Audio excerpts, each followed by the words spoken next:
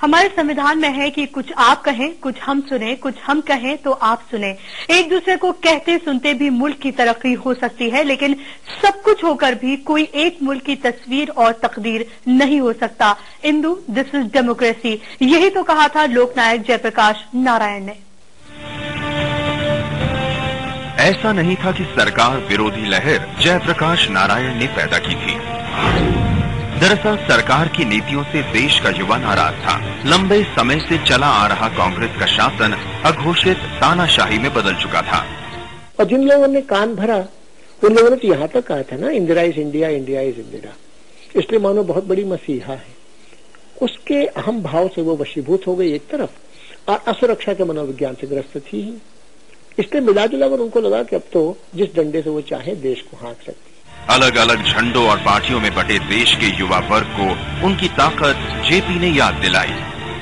तो जयप्रकाश जी ने शर्त रखे थे आंदोलन के ऊपर कि आपको पॉलिटिकल बैनर अपना छोड़ देना पड़ेगा, नॉन पॉलिटिकल अगर आप होकर के आइएगा, क्योंकि पॉलिटिकल तो देख चुके बहुत, पॉलिटिक्स में तो देख लिया कि हिंदुस्तान का कुछ हुआ नहीं। तो इन सब जब लड़कों ने उनको उसमें सीपीआई के लोग थे, सीपीएम के लोग थे, सोशलिस्ट पार्टी के लोग थे, विद्यार्थी परिषद थे, आरएसएस था, जो पटना यूनिवर्सिटी में जो नौजवानों का सारे ग्रुप है, अपना आइडेंटिटी छोड़ करके हम आएंगे। तब जयप्रकाश जी ने कहा कि ठीक है, अब आपको हम अपनी सलाह और लीडरशिप देंगे। संपूर्ण क्रांति का नारा देकर जयप्रकाश ने युवाओं के आंदोलन को नई दिशा दी। ये आंदोलन चलता रहा। यहाँ हर हफ्ते जो है वो एक हफ्ता मनाया जाता था, जैसे जनता सरकार का हुआ, एक हफ्ता मनाया गया कि नो टैक्स कैंपेन, एक हफ्ता हुआ कि साहब हमको अपनी प्रतिनिधि को वापस लेने का अधिकार मिलना चाहिए। जेपी की अगुवाई में देश की तरुणाई ने अंगड़ाई ली और कांग्रेस की जमी जमाई सत्ता डोल गई। ऐसे में खुद को बचाने के लिए देश पर आपातकाल थोपना सिर्फ और सिर्फ इंदिरा गांधी की जिद का नतीजा था। कांग्रेसियों को लगा कि विपक्ष के तेवर सरकार के खिलाफ साजिश है। इंदिरा को लगा अदालत का फैसला उनके खिलाफ साजिश है। विपक्ष को लगा इंदिरा की नीतियां देश के खिलाफ साजिश है। 25 और 26 जून 1975 की रात देश पर इमरजेंसी थोप दी गई। इससे ठीक पहले इंदिरा ने किसी को भरोसे में नहीं लिया। 22 जून से ही इंदिरा जी ने मन बना लिया कि अब हम आपातकाल लगाएंगे। 25 जून 1975 देश में आपातकाल लागू किया। उसके लिए संसद की स्वीकृति पहले तो ली ही नहीं गई। कैबिनेट की मीटिंग में भी विशेष इसका उल्लेख नहीं हुआ। सब लोगों ने जी हुजूरी ही की। इंदिरा गांधी ने इमरजेंसी लगाने से पहले भारतीय संविधान को ताक पर रख दिया। कैबिनेट उनके फैसले से अनजान थी। यहाँ तक कि राष्ट्रपति फखरुद्दीन अली अहमद को भी धोखे में रखकर उनके साइन ले लिए गए। कानून में पहले कैबिनेट डिसीजन हो तब राष्ट्रपति इमरजेंसी लागू कर सकते हैं।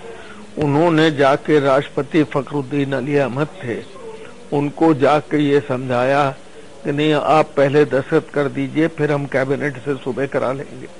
ये बिल्कुल गैर कानूनी था, लेकिन उन्होंने भी दब के कर दिया। और जिसकी वजह, अगर वो कैबिनेट की पहले मीटिंग होती तो शायद वो कैबिनेट इमरजेंसी लगाने की बात नहीं सोच पाती, लेकिन उन्होंने उसको इस ढंग से उलट करके कर दिया। देश भर में इमरजेंसी थोपने के लिए इंदिरा के कुछ खास सलाहकार काफी सक्रिय थे, जिनमें एक थे सिद्धार्थ शंकर रे, जिन्होंने राष्ट्रपति को भेजने के लिए इमरजेंसी ड्राफ्ट तैयार किया था। हर दौर के अपने किस्से होते हैं, अपनी कहानियां होती हैं। इनसे बहुत आगे उस दौर में जीने वालों के सीने में दफन वो हकीकत होती है जिनके सबूत नहीं मांगे जाते, उन्हें सिर्फ देखा और सुना जाता है। आप भी देखिए और सुनिए दौरे इमरजेंसी के वो कड़वे सच। देश में इमरजेंसी लागू होते ही बड़े बड़े नेताओं की गिरफ्तारियों का सिलसिला शुरू हो गया। जो जहां था वहीं गिरफ्तार कर लिया गया। देखिए, ओम प्रकाश कोहली जी और बाकी लोगों के पास एक सूची थी अध्यापकों की, 182 अध्यापकों की सूची थी जिन्होंने पिछले कार्यक्रम में शिरकत की थी। बस पूरे 182 लोगों को रात भर में गिरफ्तार किया गया। बड़े बड़े नेता आपको मालूम ही है, सब लोग बेंगलुरु में भी कुछ लोग थे, उसमें अडवाणी जी वगैरह बेंगलुरु जेल में बंद हो गए थे। सिर्फ शक भर से किसी भी आम खास को गिरफ्तार किया जाने लगा। मीडिया की स्वतंत्रता भी जाती रही। अगले दिन अखबार एकदम ही मौन थे, मूक थे, केवल सरकारी प्रेस रिलीज ही अखबार में आ रही थी। जिनको झुकने को कहा गया वो तो रेंगने से लगे थे। ऐसा एक बार आपातकाल में मीडिया के बारे में भी कहा है लोगों ने कि they were asked to bend and they crawled. धर पकड़ और आरोपी बनाने का ऐसा सिलसिला चला कि आम लोग तो एक तरफ, अदालतें भी स्तब्ध रह गईं। मैं तो छोटे छोटे देखता हूँ, जैसे हमारे प्रोफेसर रघुवंश थे इलाहाबाद विश्वविद्यालय, वो हिंदी के थे, बहुत वरिष्ठ थे। उनके ऊपर आरोप लगा दिया गया, ये तो रेल की पटरी तोड़ रहे थे। बाद में जब कोर्ट में जाकर हाजिर किया गया उनको, उधर दोनों हाथ दिखाई, जो अपंग थे दोनों हाथ से। तो कहा कि महाराज ये तो हमको बताइए, मैं कैसे रेल की पटरी इस समय छू भी नहीं सकता, उखाड़ कैसे सकता हूँ। तुरंत खारिज किया गया। पटना में था, तपेश्वर गांधी को पकड़ा था और उसके ऊपर आरोप लगा था कि नौबतपुर में रेलवे लाइन उखाड़ रहा था और जिंदा मुर्दाबाद कर रहा था इंदिरा गांधी का।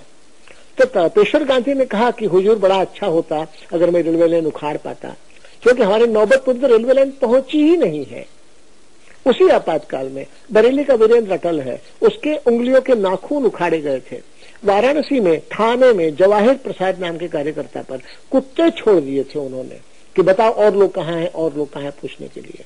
इधर आप देखेंगे तो चिपलून में गूंगा कार्यकर्ता था, उसके लिए आरोप लगा था भारत माता की जय, इंदिरा गांधी मुर्दाबाद नारे लगा रहा था। कोर्ट में खड़ा होकर था ये तो गूंगा है, इसको क्यों पकड़ लाए हो। 25 जून 1975 से 21 मार्च 1977 तक 21 महीने देश इमरजेंसी की काल कोठरी में कैद रहा।